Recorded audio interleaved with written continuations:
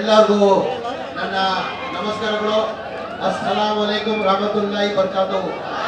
जय भीम, जय भीम, जय जय भीम. ಏನಿಗೆ ಜೋರ ಧ್ವನಿಯಲ್ಲಿ ಜೈ ಭೀಮ್ ಹೇಳ್ಬೇಕಂತ ಹೇಳ್ತಾ ಇರೋದಂದ್ರೆ, ಇವತ್ತು ಬಾಬಾ ಸಾಹೇಬ್ ಅಂಬೇಡ್ಕರ್ ಸಂವಿಧಾನ ಕೊಟ್ಟಿಲ್ಲ ಅಂದ್ರೆ ನೀವು ಅಲ್ಲಿ ಕೂಡಕ್ಕಾಗ್ತಾ ಇಲ್ಲ, ನಾನು ಇಲ್ಲಿ ನಿಲ್ಲಕ್ಕಾಗಲ್ಲ. ಬಾಬಾ ಸಾಹೇಬ್ ಅಂಬೇಡ್ಕರ್ ಸಂವಿಧಾನ ಕೊಟ್ಟಿದ್ದ ಕಾರಣಕ್ಕೆ ನಾವೆಲ್ಲ ಇಲ್ಲಿ ಕೂತಿರೋದು.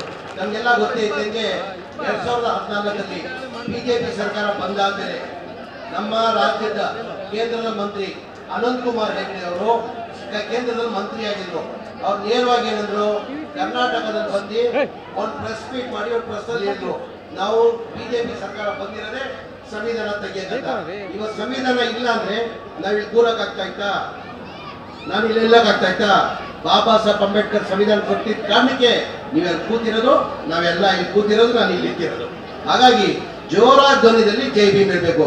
ಜೈ ಭೀಮ್, ಜೈ ಭೀಮ್, ಜೈ ಜೈ ಭೀಮ್.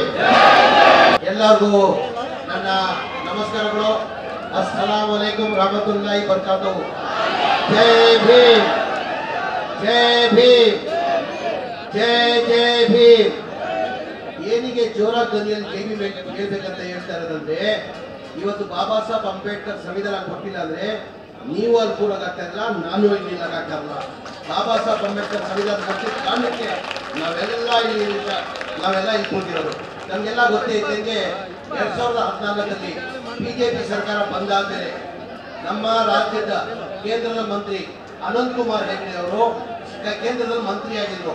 ಅವ್ರು ನೇರವಾಗಿ ಏನಂದ್ರು, ಕರ್ನಾಟಕದಲ್ಲಿ ಬಂದು ಒಂದು ಪ್ರೆಸ್ ಮೀಟ್ ಮಾಡಿ ಒಂದು ಪ್ರೆಸ್ ಅಲ್ಲಿ ಹೇಳಿದ್ರು, ನಾವು ಬಿಜೆಪಿ ಸರ್ಕಾರ ಬಂದಿರೋದೇ ಸಂವಿಧಾನ ತೆಗೆಯಬೇಕಂತ.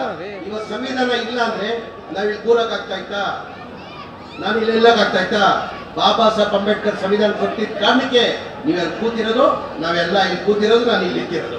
ಹಾಗಾಗಿ ಜೋರ ಧ್ವನಿಯಲ್ಲಿ ಜೈ ಭೀಮ್ ಇರಬೇಕು.